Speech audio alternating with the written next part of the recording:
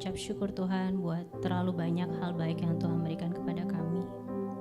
Buat setiap kekuatan yang Tuhan berikan, buat setiap damai sejahtera, buat setiap penyertaan-Mu Tuhan yang tidak pernah habis dalam kehidupan kami. Kami mengucap syukur ya Bapa.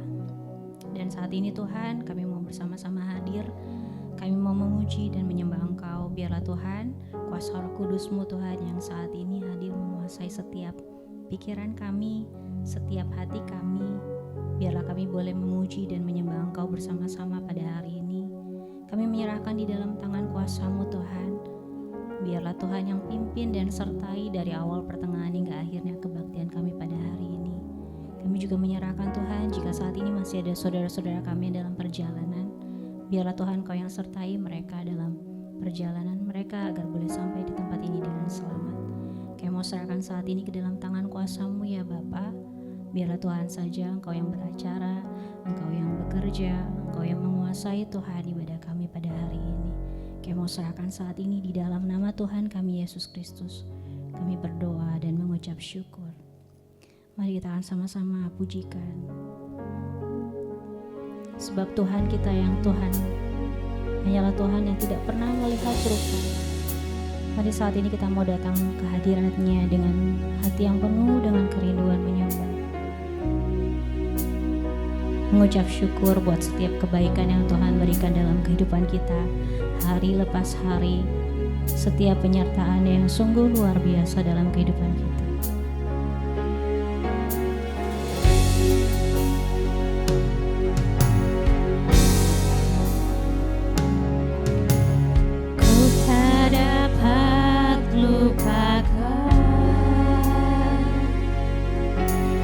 Kebaikan yang ku terima,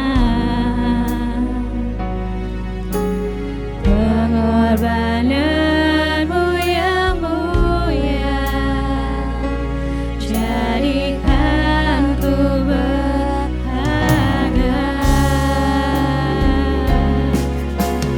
Kau tulus menerima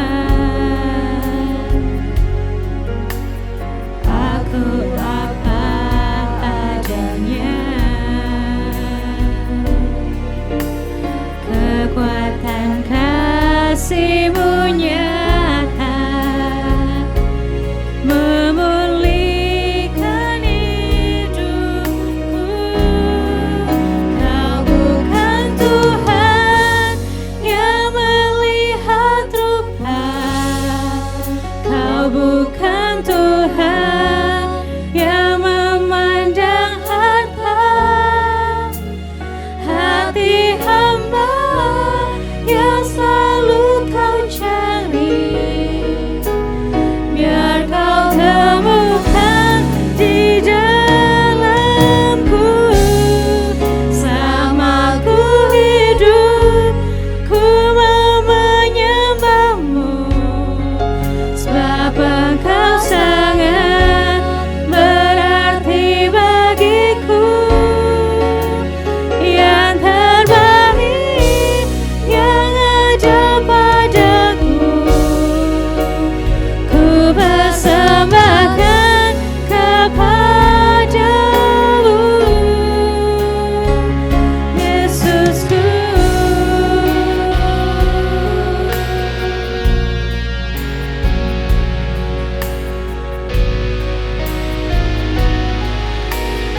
Mari kita akan katakan kembali, ku tak dapat lupakan.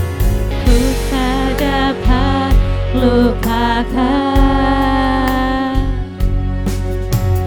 kebaikan yang ku terima, pengorbanan-Mu yang mulia, jadikan ku berharga. Kau tulus menerima, aku apa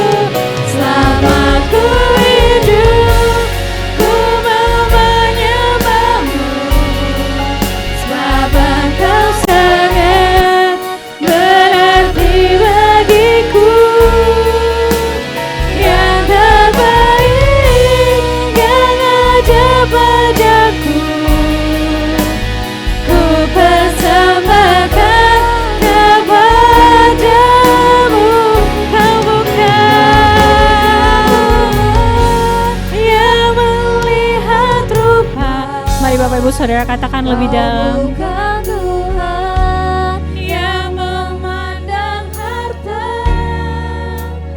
hati hamba yang selalu kau cari. Biar kau temukan di dalammu selamatkan selama ku hidup. Ku mau menyembahmu, sebab Engkau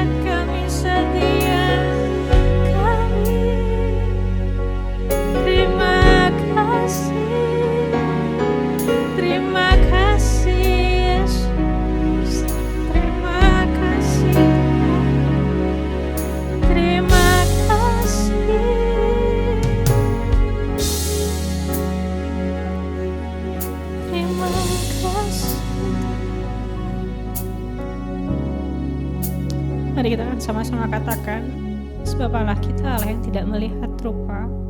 Sungguh Kau bukan Tuhan yang melihat rupa Tuhan. Sungguh hanya Kau yang melihat kedalaman hati setiap kami Tuhan. Biarlah apa yang kami punya Tuhan, kami mau bawa saat ini hanya untuk-Mu. Layakan setiap kami Tuhan, jadikan kami berkenan hanya untuk-Mu Tuhan. Mari kita akan sama-sama katakan, Kau bukan Tuhan. Kau bukan Tuhan yang melihat rupa. Kau bukan Tuhan yang memandang harta. Hati hamba yang selalu Kau cari, biar Kau temukan di dalamku. Selama ku hidup, ku mau menyembah-Mu, sebab Engkau sangat berarti bagiku. Yang terbaik yang ada padaku, ku persembahkan kepadamu. Kau bukan Tuhan yang melihat rupa. Kau bukan Tuhan yang memandang harta. Hati hamba yang selalu Kau cari, biar Kau temukan di dalamku. Selama ku hidup, ku mau menyembah-Mu, sebab Engkau sangat berarti bagiku. Yang terbaik yang ada padaku, ku persembahkan kepadamu. Mari bangkit Bapak Ibu Saudara, katakan Kau bukan Tuhan. Mari kita akan bangkit bersama, katakan Kau bukan Tuhan yang melihat rupa. Kau bukan Tuhan yang memandang harta. Hati hamba yang selalu Kau cari, biar Kau temukan di dalamku. Selama ku hidup, ku mau menyembah-Mu, sebab Engkau sangat berarti bagiku. Yang terbaik yang ada padaku, katakan yang terbaik. Yang terbaik yang ada padaku, katakan sekali lagi yang terbaik. Yang terbaik yang ada padaku, ku persembahkan kepadamu.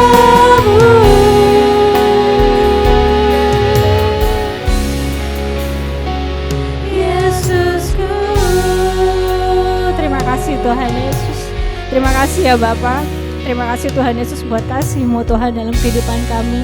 Saat ini Tuhan, kami mau datang dengan hati yang penuh dengan sukacita Tuhan Yesus. Biarlah sukacita kami Tuhan boleh mengalir dalam kehidupan kami Tuhan. Biarlah sukacita-Mu Tuhan yang boleh menguasai setiap kami dalam kehidupan kami. Kami mau lebih dalam lagi Tuhan untuk memuji dan menyembah Engkau Tuhan. Kami mau saat ini Tuhan, biarlah Tuhan pimpin kami Tuhan. Kami menyerahkan semuanya ke dalam tangan kuasa-Mu. Di dalam nama Tuhan kami Yesus Kristus, mari yang sama-sama percaya kita katakan amin. Sukacita Bapak Ibu Saudara pada pagi hari ini. Mari kita akan sama-sama mengatakan biarlah sukacita Tuhan mengalir dalam kehidupan kita. Dan biarlah kehidupan kita boleh memancarkan sukacita itu buat orang lain. Biarlah setiap orang boleh merasakan kasih Tuhan. Mari kita akan katakan sungai sukacita-Mu.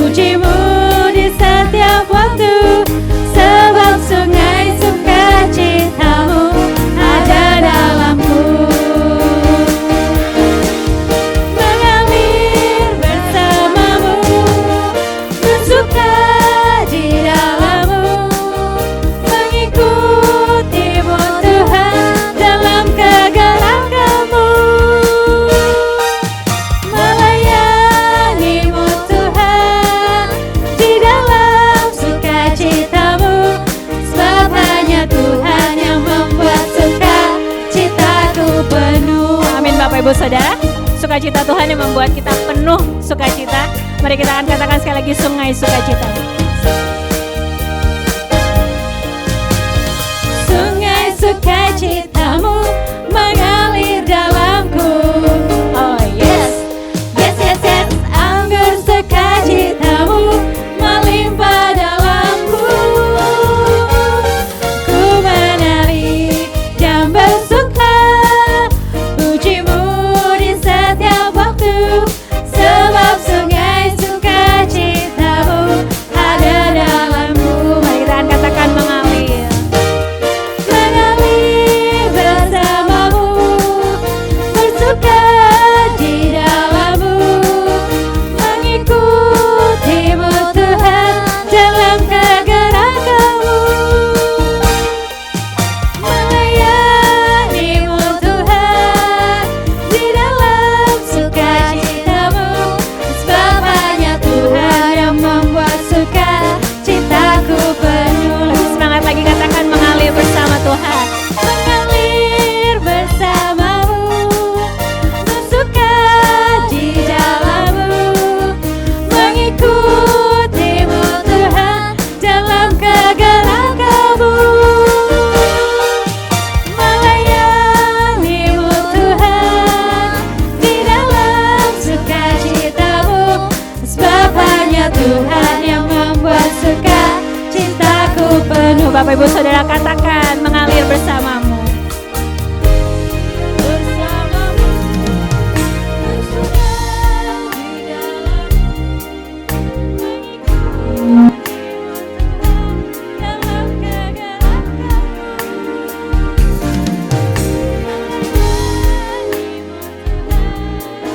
di dalam sukacitamu. Sebab hanya Tuhan yang membuat sukacitaku penuh. Mari kita akan lebih dalam lagi katakan mengalir. Mengalir bersamamu, bersuka di dalammu, mengikutimu Tuhan dalam kegerakanmu, melayanimu Tuhan di dalam sukacitamu. Sebab hanya Tuhan yang membuat sukacitaku penuh. Sebab hanya Tuhan. Sebab hanya Tuhan yang membuat sukacitaku penuh. Katakan sekali lagi dengan iman Bapak Ibu Saudara, sebab hanya Tuhan. Sebab hanya Tuhan yang membuat sukacitaku penuh. Beri tepuk tangan untuk kemuliaan Tuhan kita. Amin Bapak Ibu Saudara, sebab hanya Tuhan yang membuat sukacita kita penuh. Dan biarlah sukacita yang dari Tuhan memimpin kita dalam setiap kegerakannya Tuhan. Biar kita boleh sama-sama melayani Tuhan. Mari beri salam ke kanan kiri Bapak Ibu Saudara. Katakan bahagia melayani Raja kita.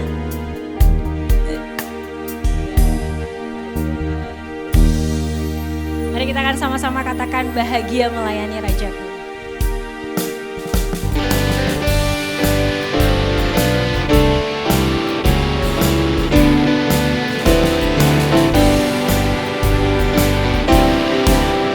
Bahagia melayani Rajaku, oh betapa bahagia, ada damai dan sentosa bagiku, melayani Rajaku. Bahagia melayani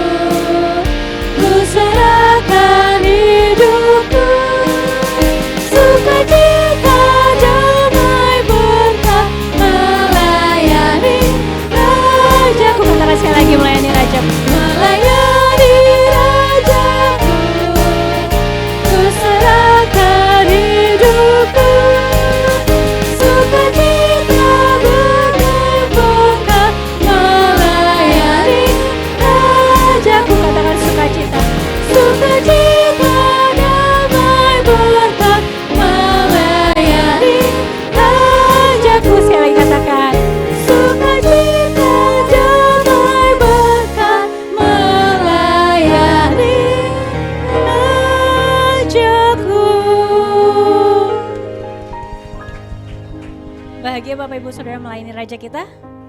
Mari kita akan berikan yang terbaik buat Tuhan. Saat ini kita akan mempersiapkan persembahan kita, perpuluhan kita dan komitmen kita. Kita mau sama-sama bawa ke hadirat Tuhan saat ini.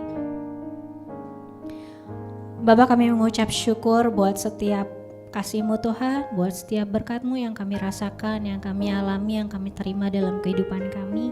Saat ini Tuhan Yesus, kami mau datang membawa setiap persembahan kami, perpuluhan kami, komitmen kami, dan biarlah Tuhan Kau yang menjamah setiap hati kami. Biarlah sungguh sukacita yang daripada-Mu Tuhan mengalir dalam hati kami, sehingga kami memberikan Tuhan, kami boleh datang memberi dengan hati yang penuh dengan sukacita, hati yang penuh dengan ucapan syukur hanya bagi-Mu Tuhan Yesus. Terima kasih ya Bapa, dan biarlah setiap yang terkumpul pada hari ini Tuhan boleh dipergunakan untuk memperluas kerajaan-Mu di tempat ini, untuk pelayanan-Mu di tempat ini, untuk membuat nama Tuhan semakin dipermuliakan ya Bapa. Terima kasih Tuhan Yesus, kami mau berdoa saat ini hanya di dalam nama-Mu Bapa. Kami berdoa dan mengucap syukur. Amin.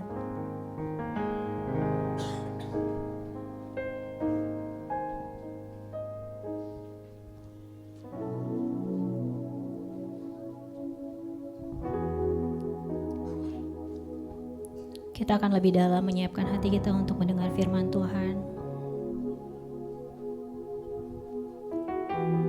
Biar sungguh setiap firman yang disampaikan pada hari ini boleh bertumbuh dalam hidup kita, boleh membuat kita semakin dibentuk menjadi seperti Yesus. Mari kita akan katakan bagaikan bejana siap dibentuk.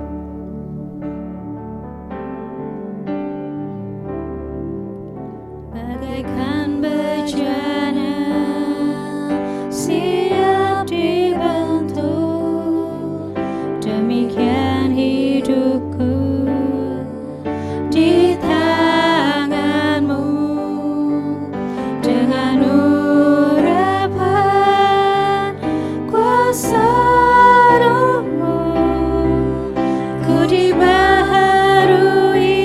selalu. Jadikan ku Allah dalam rumah-Mu, inilah hidupku di tangan-Mu. Bentuklah surut kehendak-Mu, pakailah sesuai rencana-Mu.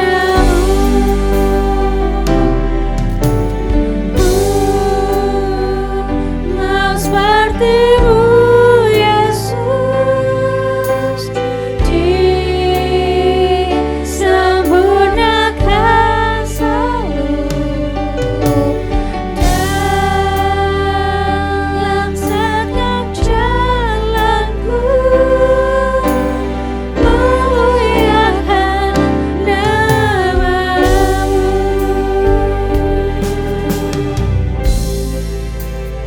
Bagikan kami bejana Tuhan, biarlah bagai bejana hati kami untuk siap dibentuk Engkau Tuhan.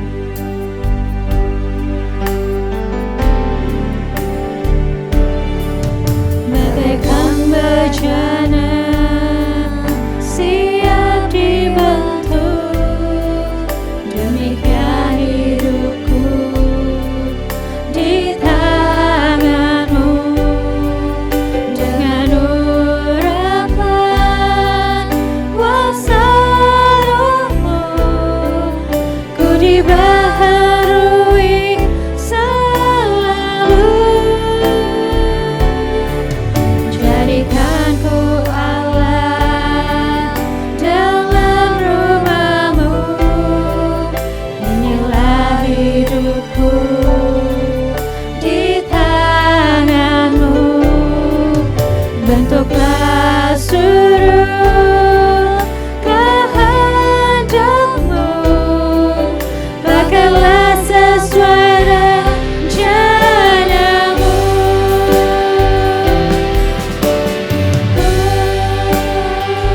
Mau seperti-Mu Yesus, disempurnakan selalu dalam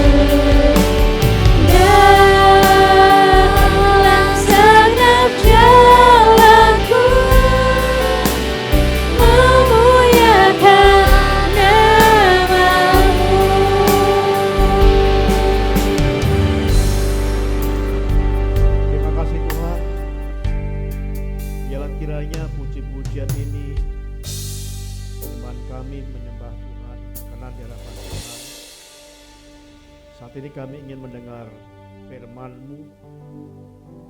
Biarlah Tuhan memberkati, menolong kami, supaya kami dapat mengerti firman-Mu ini. Kami belajar bagaimana supaya kami dapat mengasihi orang-orang yang mengecewakan kami, seperti Tuhan yang telah memberikan teladan kepada kami. Tuhan memberkati anak-anak kami yang juga sebentar akan beribadah dengan cara mereka. Tuhan berkati untuk guru yang membimbing. Roh Kudus mampukan anak-anak dapat mengerti. Bila sungguh mereka terus bertumbuh semakin besar, semakin mengenal Tuhan. Terima kasih Bapa di surga. Kami serahkan doa kami dalam nama Tuhan Yesus. Amin.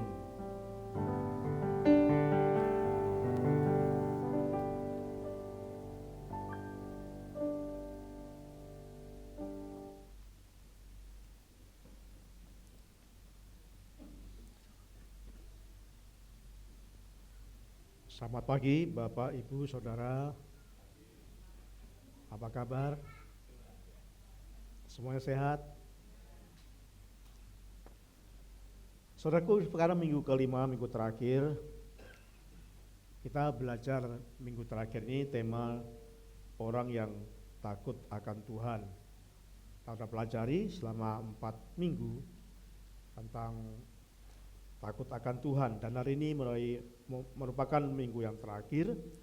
Judulnya orang yang takut akan Tuhan,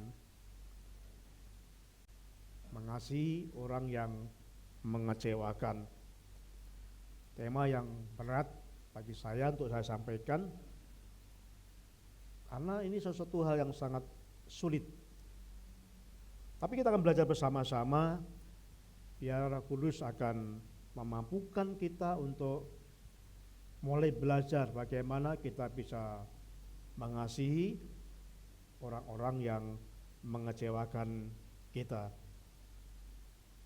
Bapak Ibu, ada yang pernah tidak kecewa? Ada yang kecewa 1 kali? Seumur hidup ada yang kecewa 2 kali? Ada yang kecewa lebih dari 100 kali? Ada yang kecewa seumur hidup? Saya juga tidak dapat dipungkiri sering kecewa. Kadang-kadang kecewa dengan istri, kecewa dengan anak-anak, kecewa dengan teman, kecewa dengan, ya kadang-kadang kecewa dengan orang yang gak kita kenal. Orang yang di jalan ngelewat, tiba-tiba nyalip, saat ini, wah kecewa, padahal belum kenal. Jadi saudaraku, dalam hidup kita pasti kalau kita jujur, kita sering kecewa kepada orang-orang. Nah, kita akan belajar bersama bagaimana supaya kita bisa mengasihi orang yang mengecewakan kita. Kita akan membuka firman Tuhan di dalam Injil Yohanes pasal yang ke-13 ayat 1 sampai dengan ayat yang ke-7. Injil Yohanes pasal 13 ayat yang ke-1 sampai ke-7. Bapak Ibu kalau berkenan membaca bersama-sama ayat ini, kita akan mulai.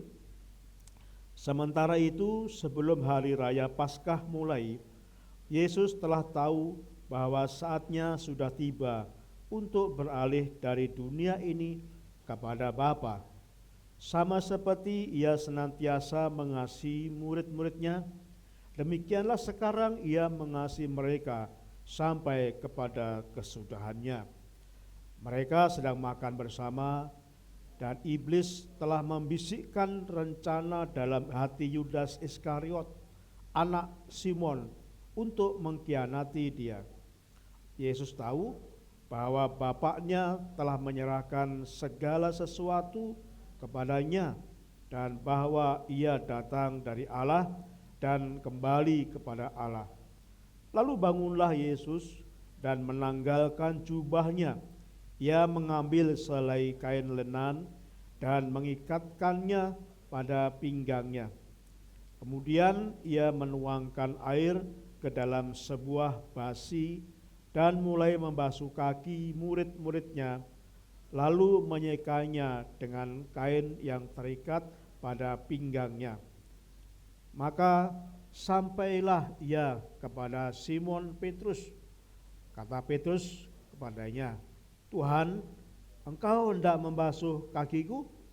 Jawab Yesus kepadanya, "Apa yang kuperbuat engkau tidak tahu sekarang, tetapi engkau akan mengerti kelak." Saudaraku yang dikasihi Tuhan, ini peristiwa yang kita baca di dalam Yohanes pasal 13 ayat 1 sampai ayat yang ke-7 ini mengisahkan tentang pada saat Yesus sedang sebentar lagi akan disalibkan, mati dan akan bangkit kembali. Lalu Yesus memanggil murid-muridnya dan mengadakan perjamuan Tuhan. Perjamuan Tuhan, peristiwa yang diadakan Tuhan dan beberapa kali diadakan.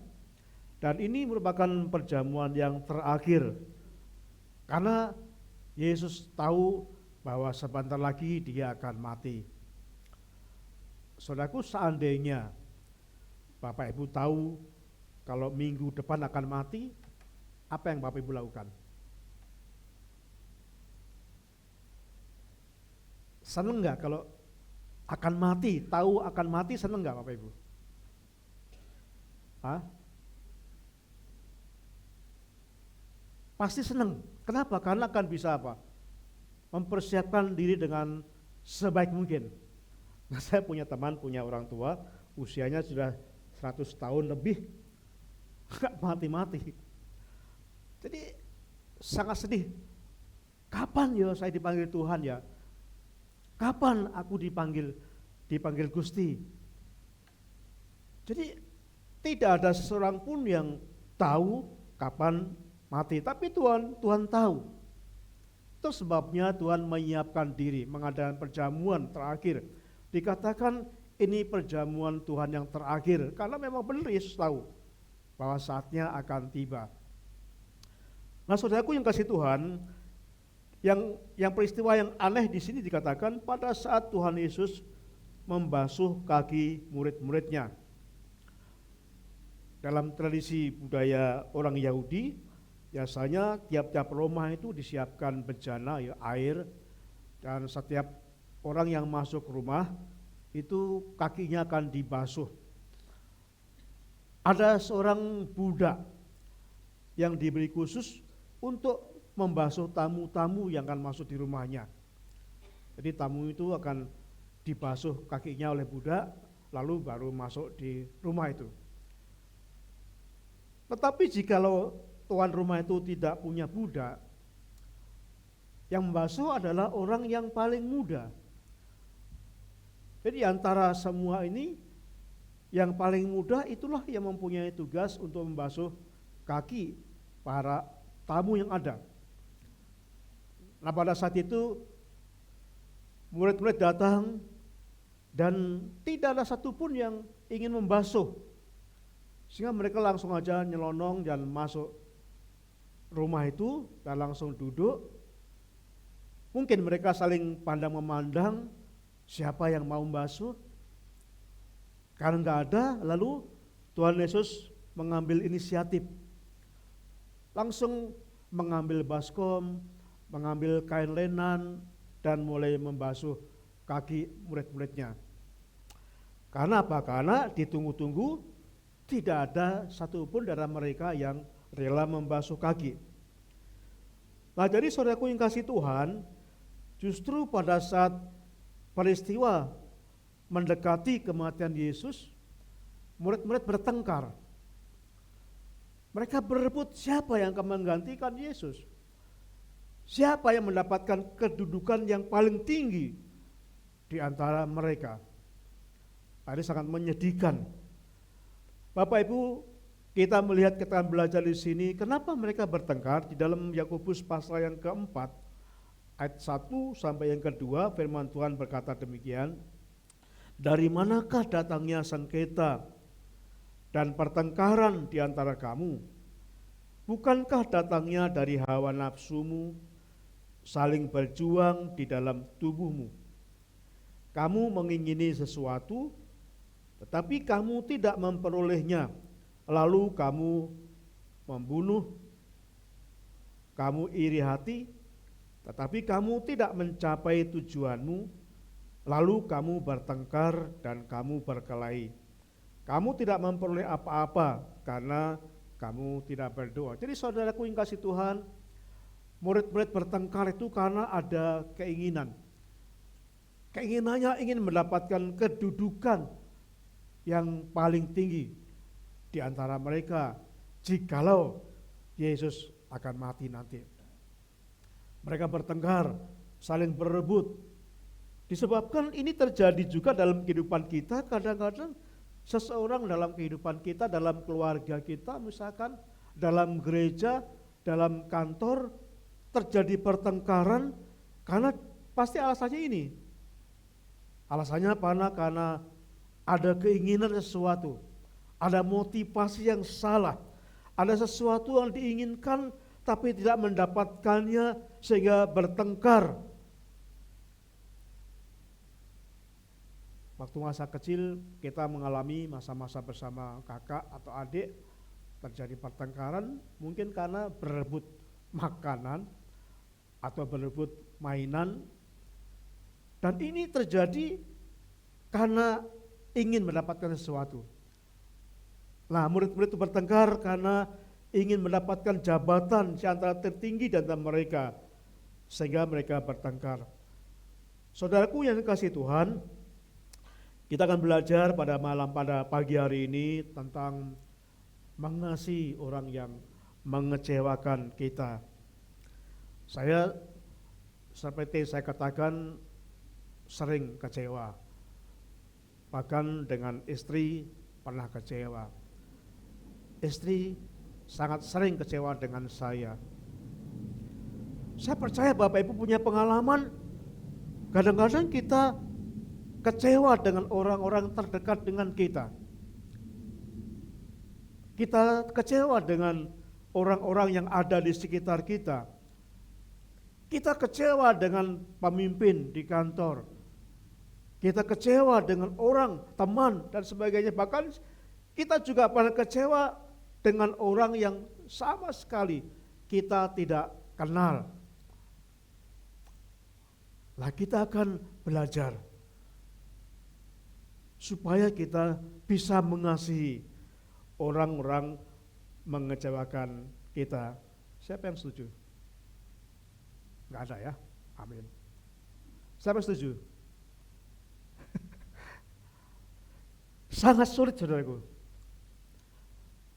Saya pernah mendamaikan suami istri yang benci diawali dengan kecewa karena enggak diselesaikan, lalu terjadi kebencian suami istri. Saya sangat tidak percaya ketika mendengar bahwa suami istri itu ternyata tidak akur. Kenapa? Karena mereka setiap hari di rumah, setiap minggu ke gereja bersama-sama. Naik motor, goncengan bersama, dan itu bertahun-tahun, saya nggak tahu. Kami kunjungi, mulai berkata-kata bahwa kami sudah sekian tahun Pak bisa ranjang dengan suami. Loh, saya nggak percaya saudaraku. Karena setiap minggu mereka berboncengan ke gereja bersama. Lalu saya guyon, kalau ibu dibonceng bagaimana? Apakah ibu jaga jarak atau? Saya bayangkan saudaraku bagaimana bisa bermain sandiwara sekian tahun. Ketika di rumah, ekspresi kekecewaan itu dilampiaskan satu sama lain. Tetapi ketika di gereja mereka seolah seperti tidak ada masalah. Saya nggak tahan, saudaraku. Saya tuh kadang-kadang terprovokasi gampang sekali dengan ya kalau nggak senang ya nggak senang gitu, marah ya marah gitu. Tapi bersyukurnya marah-marah selesai gitu. Lah saudara pun kasih Tuhan, kecewa itu faktor yang biasa. Kenapa? Karena kita masing-masing punya keinginan. Dan ketika keinginan tidak tercapai, itulah yang membuat kita kecewa. Jadi ini faktor yang manusiawi. Kita akan belajar dari poin yang pertama ini, bagaimana kita bisa mengasihi orang yang mengecewakan kita.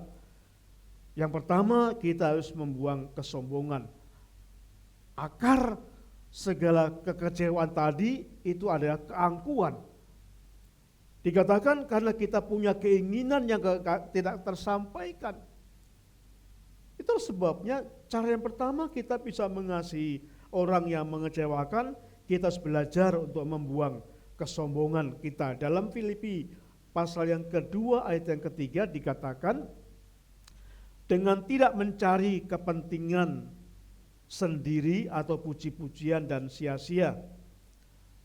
Sebaliknya hendaklah dengan rendah hati yang seorang menganggap yang lain lebih utama daripada dirinya sendiri.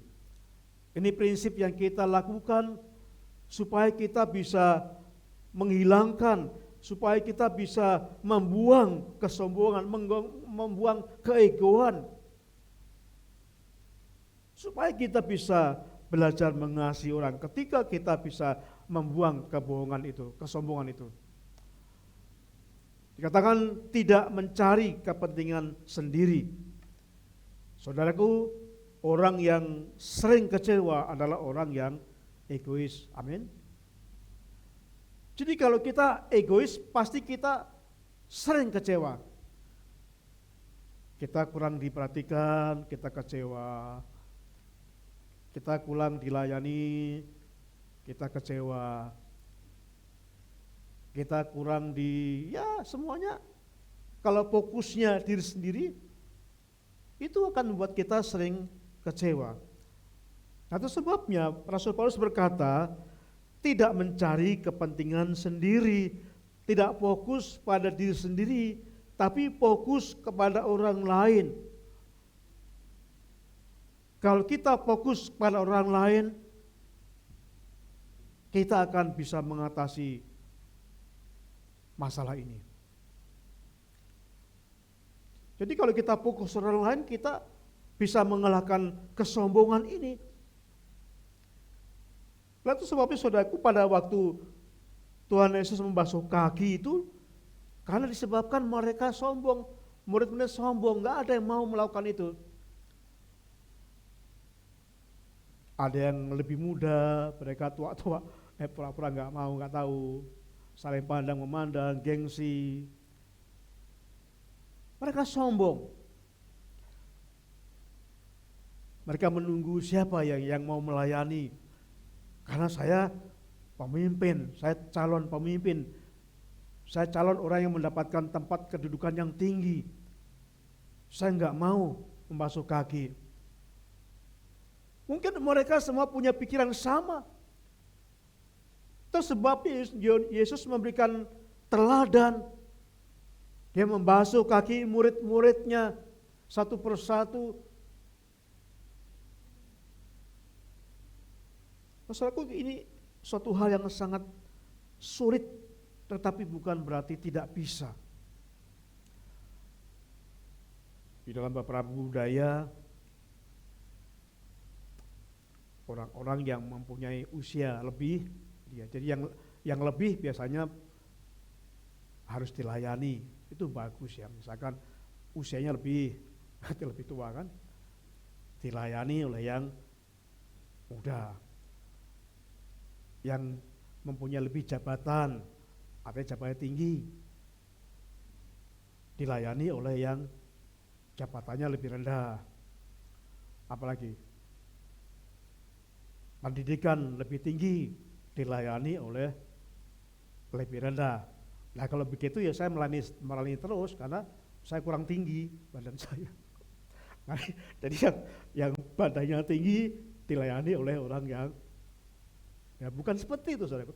Tapi dikatakan di sini bahwa saling melayani, justru dikatakan bahwa tingkat kedewasaan kita ditentukan, kedewasaan rohani kita ditentukan oleh bagaimana kita merespon, melakukan Yesus Tuhan, Yesus Allah, Yesus Raja. Tetapi dia rela membasuh kaki murid-muridnya, melayani. Jadi ternyata dalam konsep firman Tuhan, yang melayani bukan yang lebih, bukan yang lebih tinggi pendidikannya, bukan yang lebih tinggi secara ekonomi dan sebagainya, tapi yang lebih tinggi imannya.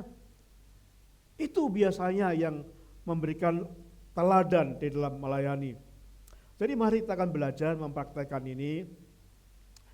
Di gereja kita sudah biasa saling melayani walaupun sederhana. Ketika setelah ibadah ada makan, saling melayani.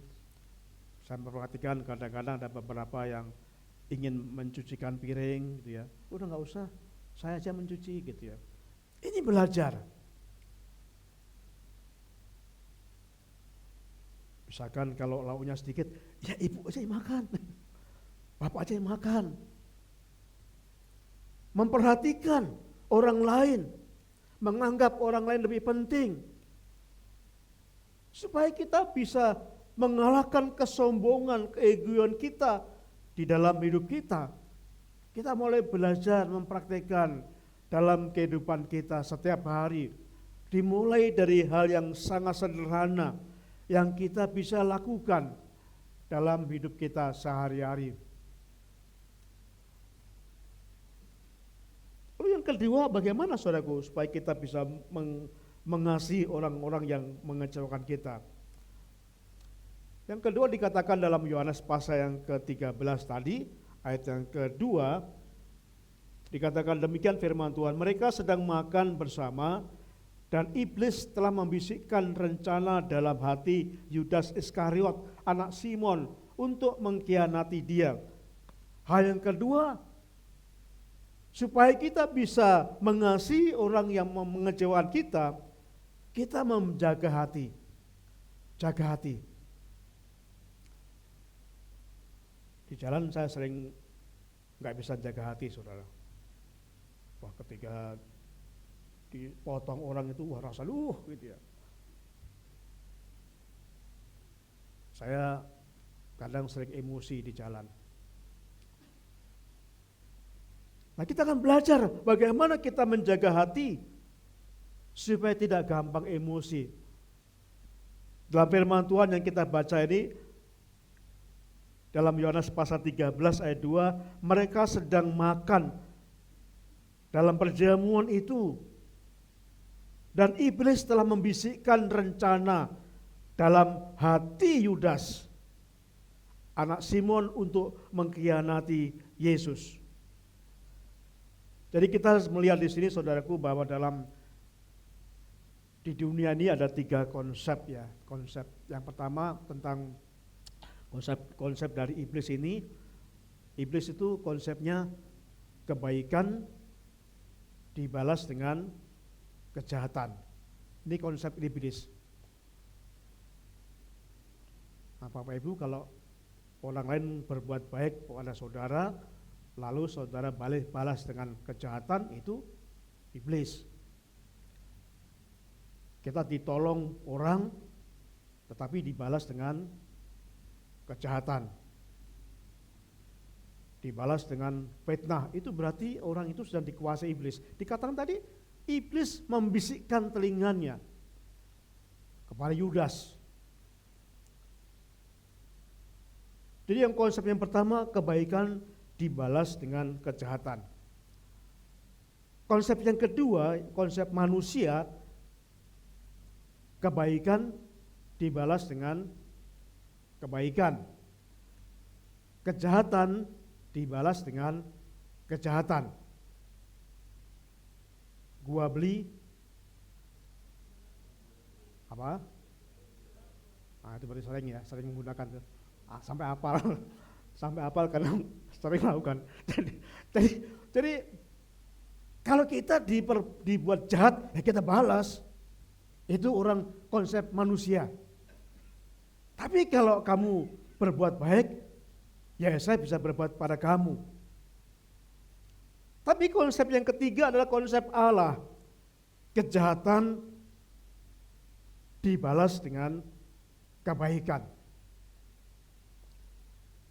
Lagi kita melihat saudaraku yang kasih Tuhan, di dalam firman Tuhan dalam Yohanes pasal 13 ayat kedua tadi dikatakan di sini bahwa iblis membisikkan rencana dalam hati Yudas. Rencana apa saudaraku? Rencana mengkhianati Yesus. Apa kurangnya Yesus? Kurang baik apa Yesus kepada Yudas? Yudas itu bukan siapa-siapa. Yesus melayani Yudas dengan baik.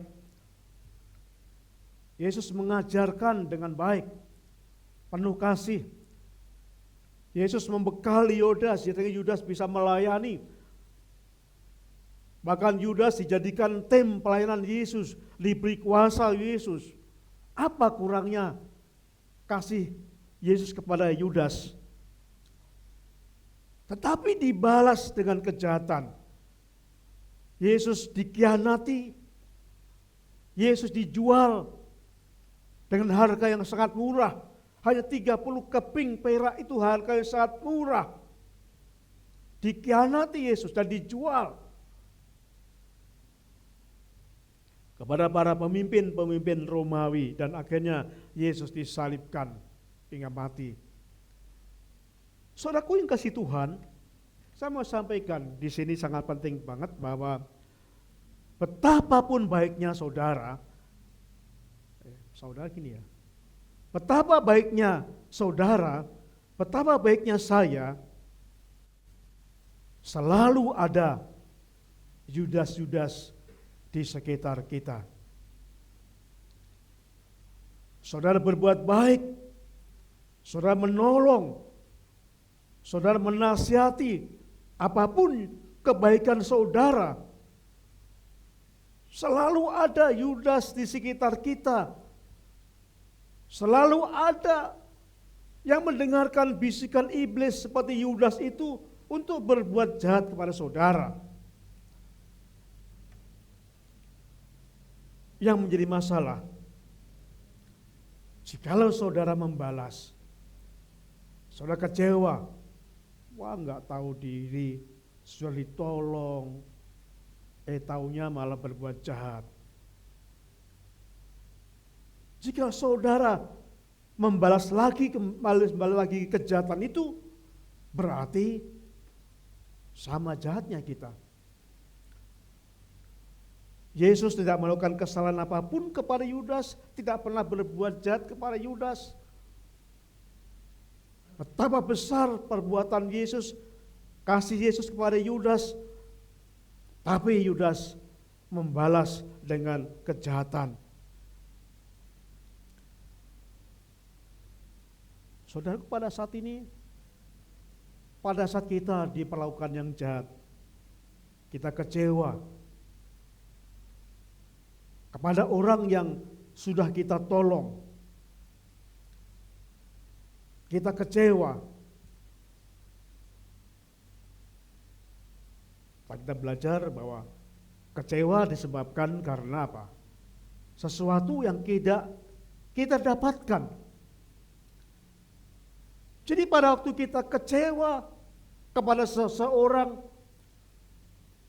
orang yang pernah menolong kita, tetapi membalas dengan kejahatan, kita kecewa, itu berarti saudara mengharapkan imbalan perbuatan baik yang selama ini saudara lakukan kepada mereka, dan saudara menginginkan supaya mereka pun juga berbuat baik kepada kita. Pada saat orang itu tidak berbuat baik seperti yang kita harapkan, itulah terjadi kekecewaan.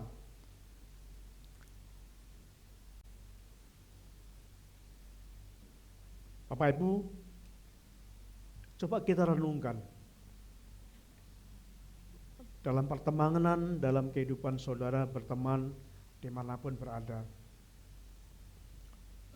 Ini pasti sering terjadi, kekecewaan ini. Orang apa itu, coba kalau nggak ada saya, jadi apa dia? Coba kalau dulu nggak saya tolong. Saudaraku yang kasih Tuhan, Yesus melakukan segalanya kepada Yudas, total. Tidak pernah sekalipun membuat salah kepada Yudas. Kasih Yesus begitu besar kepada Yudas, Yudas yang awalnya bukan siapa-siapa, menjadi orang terkenal, bahkan sekarang namanya dituliskan, dicantumkan di dalam Alkitab. Hal yang besar yang dilakukan Yesus, dan tiba-tiba dikhianati Yudas, dijual.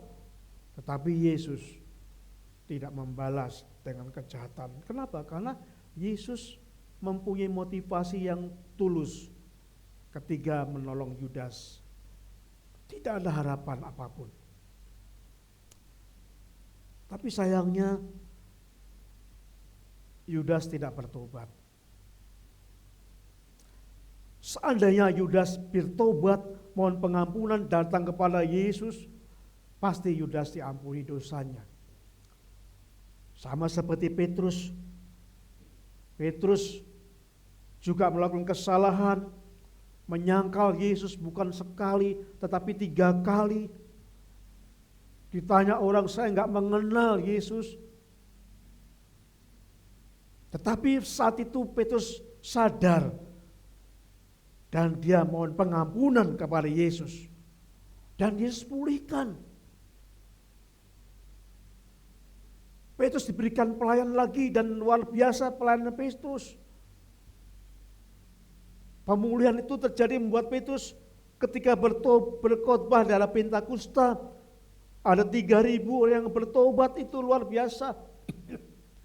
Nah, saudaraku yang kasih Tuhan, pada saat kita melakukan kesalahan itu, mungkin kita sering menuntut orang lain berbuat baik kepada kita. Mungkin ketika kita kecewa dengan orang itu, karena kita tidak mendapatkan balasan orang itu yang pernah kita tolong. Mari dalam nama Tuhan, mohon pengampunan Tuhan.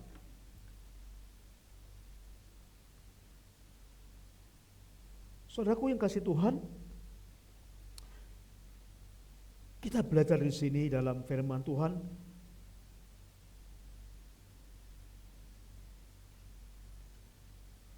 merenungkan, belajar seperti apa yang dikatakan firman ini.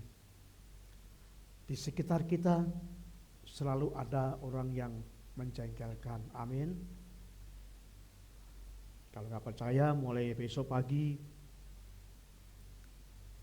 Bapak Ibu catat berapa kali Bapak Ibu Saudara kecewa dengan orang. Saya percaya mungkin 1 bulan pasti kita lebih dari 10 kali kecewa. Entah kepada teman, entah kepada anggota keluarga, bahkan entah kepada orang yang kita nggak kenal, pasti kita sangat sering kecewa. Kita sering jengkel. Di sekitar kita ada orang-orang yang makan hati, menjengkelkan kita, tidak tahu berterima kasih, orang yang mengecewakan dan sebagainya. Kenapa? Karena iblis ada di mana-mana. Ketika kita mendengarkan bisikan iblis itu, sesungguhnya Yudas bisa menolak.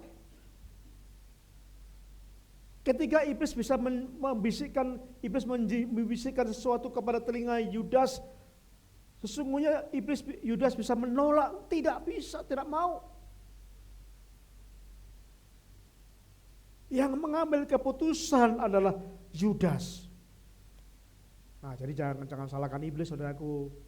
Wah, dasar iblis ini, gara-gara iblis. Enggak. Iblis itu hanya menggoda, saudara. Sama seperti iblis membisikkan kepada Yudas. Kalau Yudas enggak mau, ya sudah. Enggak akan mengkhianati Yesus. Karena masalahnya Yudas mendengarkan bisikan itu dan Yudas melakukan. Jadi sesungguhnya yang berdosa itu ya Yudas, kamu melakukan. Saudara sering mendapatkan bisikan iblis. Kamu ngapain?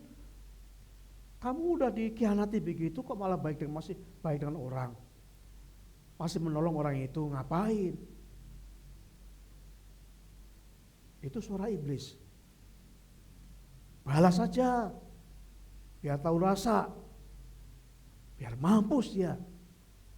Masalahku, mari kita akan menjaga hati kita supaya iblis bisa membisikkan apapun kepada kita, tapi kita menguasai diri supaya kita tidak mendengar suara-suara iblis yang dibisikkan dalam telinga kita. Enggak fokus kepada hal-hal yang tidak berguna itu. Apa itu ada gambar ini Raja Wali versus gagak.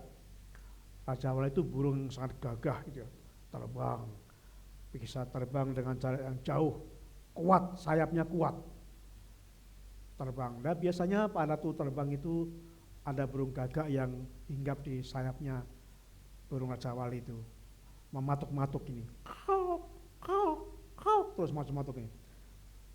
Nah kalau burung Raja Wali mau meladeni sekali kebas ya jatuh. Tapi burung Raja Wali berkata, enggak level lu, enggak level, ngapain nih meladeni. Burung gagak mematok-matok dibiarkan karena enggak level, saudara. Burung Raja Wali enggak mau menanggapi yang kecil-kecil itu, tetap terbang. Semakin tinggi, semakin tinggi, semakin tinggi. Sampai ketinggian tertentu, burung gagak kehabisan oksigen dan jatuh. Saudaraku, kita sering fokus pada hal kecil. Fokus, kita sering disakiti orang, kita pikirkan, kita fokus. Orang yang mengecewakan kita, itu hal yang kecil. Ada hal yang besar yang sesungguhnya menjadi fokus kita. Di sekitar kita ada orang-orang yang seperti burung gagak yang berkata kaok, kaok, kaok. Selalu ada merongrong kita, mengganggu konsentrasi kita supaya kita nggak fokus kepada Tuhan, supaya menggagalkan rencana kita. Yang mata belajar pada burung Raja Wali ini nggak fokus, iblis nggak fokus dengan kita. Jangan dengarkan. Iblis hanya bisa berkata-kata. Kita hanya raja. Mental kita mental raja, bukan memikirkan suara-suara iblis. Iblis bisa berkata apapun, bisa menghasut, bisa mengadu domba, bisa menuntut kita untuk berbuat jahat pada orang lain. Tapi sekali lagi, keputusan pada Yudas. Iblis hanya membisikkan. Pada saat saudara mendapatkan bisikan iblis ini, keputusan pada saudara. Jadi yang salah bukan iblis. Sering loh saya mendengar, wah ini gara-gara iblis ini. Lalu iblis tengking, enggak ada saudaraku. Bukan masalah tengking menengking. Kalau kita nggak mau dengarkan iblis ya selesai. Di mana-mana iblis ada. Membisikkan telinga pada kita. Capek kita nengkang-nengking. Justru yang kita bekali bagaimana supaya kita nggak pengaruh. Bagaimana supaya kita bersikap seperti Raja Wali itu. Nggak apa-apa lah cuma dipatok kecil-kecil aja. Malah itu gatal-gatal enak gitu kan. Biarkan. Tetap terbang tinggi. Terbang tinggi terus akhirnya burung gagak kehabisan oksigen jatuh.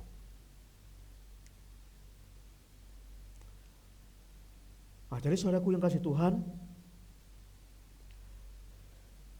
Bagaimana kita dapat mengasihi orang yang mengecewakan kita? Yang pertama tadi adalah kita harus sungguh-sungguh belajar membuang kesombongan kita, membuang fokus pada diri sendiri, tapi mulai fokus kepada kepentingan orang lain. Yang kedua, kita menjaga hati. Jangan dengarkan suara iblis, jangan dengarkan burung gagak yang mengganggu. Tetap fokus kepada apa yang dikatakan Tuhan. Dan yang ketiga yang kita lakukan supaya kita bisa mengalahkan, bisa mengasihi orang yang membenci kita, tetap melakukan yang baik. Saudaraku yang kasih Tuhan, kalau kita membaca firman Tuhan di dalam Yohanes pasal yang ke-13, ayat yang kita baca tadi, Yohanes 13 ayat yang ke-4 sampai 5 berkata demikian. Lalu bangunlah Yesus dan menanggalkan jubahnya, ia mengambil selai kain lenan dan mengikatnya kepada pinggangnya. Kemudian ia menuangkan air ke dalam sebuah basi dan mulai membasuh kaki murid-muridnya, lalu menyekanya dengan kain yang terikat pada pinggangnya. Yesus fokus kembali melakukan hal yang baik.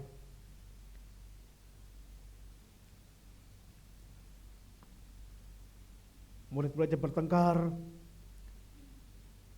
nggak ada yang mau membasuh kaki satu sama lain, tapi Yesus mengambil inisiatif, melakukan hal yang baik, membasuh kaki murid-murid satu-satu. Dan pada saat Tuhan Yesus membasuh kaki, pada giliran Petrus yang dibasuh, di dalam ayat yang ke-6, perhatikan, apa kata Petrus? Maka sampailah kepada Simon Petrus, karena Petrus kepadanya, Tuhan, engkau hendak membasuh kakiku? Petrus bertanya, Tuhan, ini salah Tuhan. Bukan seperti ini Tuhan. Yang benar ini, saya yang membasuh kaki Tuhan. Bukan Tuhan membasuh kaki saya. Lalu apa kata Yesus ayat ke-7? Yesus berkata kepadanya, apa yang ku perbuat engkau tidak tahu sekarang, tetapi engkau akan mengerti kelak. Yesus menjawab, Petrus, kamu gak ngerti sekarang apa yang saya lakukan ini. Tapi satu saat kamu akan ngerti apa yang saya lakukan. Pak saudaraku yang kasih Tuhan, ini yang juga sering terjadi dalam kehidupan kita. Sering kita menasihati, sering kita menegur orang. Di dalam Amsal 27, saudara, camkan ini ya. Amsal 27 ayat yang ke-6. Seorang kawan memukul dengan maksud baik, tetapi seorang lawan mencium dengan berlimpah-limpah. Kalau dilihat kasat mata, sebenarnya kawan itu gak mungkin mukul.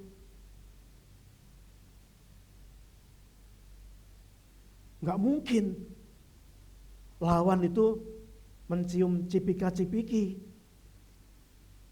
Orang kita melihat orang sering cipika-cipiki itu, kita berkata, oh dia akrab dengan dia, oh dia mengasihi. Tapi sering kita salah menafsirkan bahwa kalau orang yang menegur kita itu sering kita anggap lawan. Kalau ada orang yang menegur saudara, kita sering berpikir, wah itu gak suka dengan saya. Itu sebabnya kita gak berani menegur. Tetapi firman Tuhan kita renungkan sekarang, bahwa justru kawan itu memukul dengan maksud baik. Jadi kalau ada temanmu berdiri di pinggir jalan, nggak tahu karena sedang main HP, di sana ada motor yang kenceng. Sebagai kawan yang baik, pasti kita menarik teman kita. Bahkan kita mendorong, mungkin teman kita jatuh, mungkin teman kita luka. Tapi itu akan menyelamatkan. Kenapa? Karena saudara mengasihi teman saudara itu, tidak membiarkan.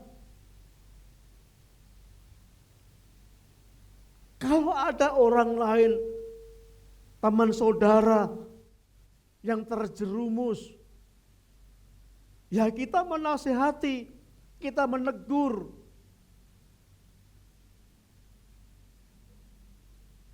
Mungkin dia sakit hati,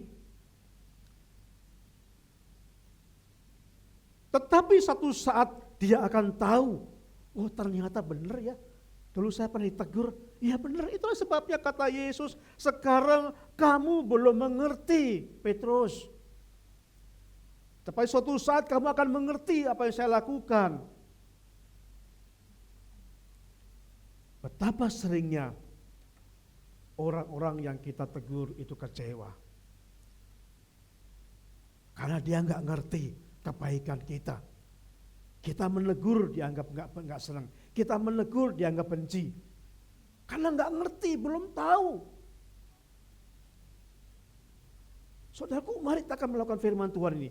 Kalau saudara ditegur orang, yang menegur itu teman saudara, yang menegur itu orang sungguh-sungguh mengasihi saudara, please, dengarkan dia. Mungkin sekarang saudara nggak ngerti, tapi suatu saat teguran itu akan disingkapkan Tuhan. Itu benar.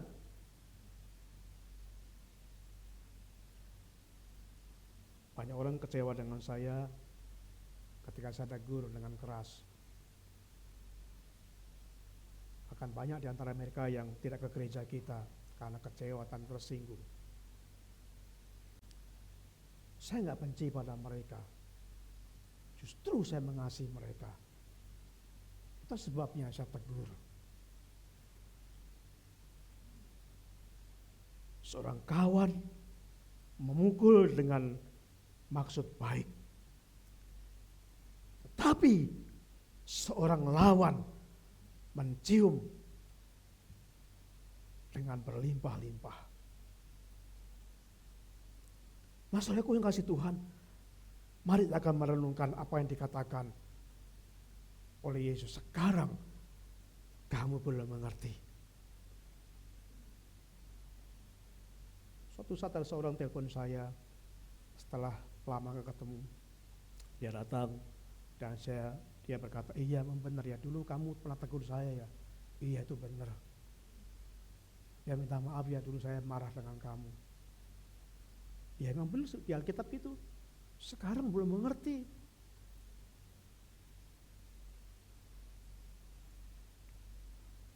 Saudaraku yang kasih Tuhan, coba perhatikan apa yang dikatakan oleh Ibu Teresa. Dikatakan, bila engkau baik hatimu, bisa saja orang lain menuduh punya pamrih, ya kan? Kalau saudara berbaik, wah ini pasti ada maunya ini, ada pamrihnya ini. Dicurigai saudara. Tapi bagaimanapun, tetaplah berbuat baik. Tetap tulus berbuat baik. Bila engkau jujur, mungkin orang lain berkata, mungkin orang lain akan menipumu. Ya kita sering ditipu karena kita polos, kita jujur. Tapi dikatakan bagaimanapun tetaplah berbuat jujur. Kebaikan yang engkau lakukan hari ini, mungkin saja besok sudah dilupakan orang. Benar saudaraku. Kebaikan kita hari ini mungkin besok dilupakan orang itu. Tetapi bagaimanapun juga berbuatlah baik. Bagaimanapun berikan yang terbaik dari dirimu.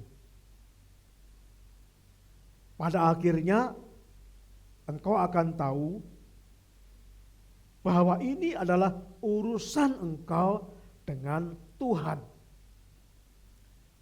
Bukan urusan antara engkau dengan mereka. Jadi menolong orang lain, berbuat baik, itu adalah urusan kita dengan Tuhan. Kita tidak ada pamrih. Semua kita tujukan fokus kepada Tuhan. Tetapi juga sebaliknya, jika ada orang yang berbuat jahat kepada kita, itu juga urusan mereka dengan Tuhan. Biar Tuhan yang membalas. Saya mengharapkan mari akan belajar pada hari ini bagaimana menghadapi orang-orang yang mengecewakan kita. Sadar sampai kapanpun, sampai ayam bertanduk. Apa ibu tahu ayam bertanduk kapan? Gak pernah ada kan? Tapi sampai ayam bertanduk, sampai kapanpun selalu ada orang yang menjengkelkan kita, yang mengecewakan kita walaupun kita berbuat baik. Selalu ada yang mengecewakan. Kenapa? Ya karena iblis membisikkan telinga. Bukan berarti semuanya karena iblis, tapi karena kita mendengar bisikan iblis itu. Oleh sebab itu, mari kita lakukan 3 hal yang kita pelajari ini. Mari kita akan tetap berbuat yang baik. Kita belajar untuk menghilangkan segala kehidupan kita yang sombong itu. Mari kita akan belajar untuk mengasihi. Mari kita akan belajar untuk sungguh-sungguh menabur benih-benih kebaikan, benih-benih kebajikan. Kita kumpulkan segala kebaikan itu. Bukan untuk mereka, tetapi semua untuk kemuliaan Tuhan. Amin. Terima kasih Bapak, kami belajar pada hari ini. Kami rindu supaya firman-Mu dapat kami terapkan. Kami sangat sering dikecewakan dengan orang-orang di sekitar kami. Kami sering membenci mereka, sehingga kami terbawa oleh konsep dunia. Ketika ada orang yang mengecewakan kami balas dengan mengecewakan kejahatan kepada mereka. Kami mau belajar konsep Tuhan. Kami mau belajar mengasihi orang-orang yang mengecewakan. Kami belajar dari Tuhan. Tolonglah kami Bapa, supaya kami melakukan kebaikan, mengumpulkan kebaikan, menabur kebaikan, kebajikan. Bukan untuk orang-orang, tetapi fokus kami untuk kemuliaan nama Tuhan. Makasih Bapak di surga. Kita yang akan naikkan pujian. Kita menabur biji kebenaran. Kita menantikan waktu penuaian. Pasti hati senang. Kalau kita menabur kebenaran, pasti hati senang. Kalau kita menabur masalah, pasti akan menuai masalah. Pasti akan menabur, menuai dengan hal-hal yang tidak menyenangkan. Mari tabur kebenaran, supaya hati kita senang. Tabur dalam terang, dalam kegelapan, dalam kesedihan. Kita taburkan penghiburan-penghiburan, sukacita. Walaupun sengsara, kita akan tenang karena kita tabur segalanya itu. Kebenaran, kebaikan dalam hidup kita. Kita naikkan pujian ini.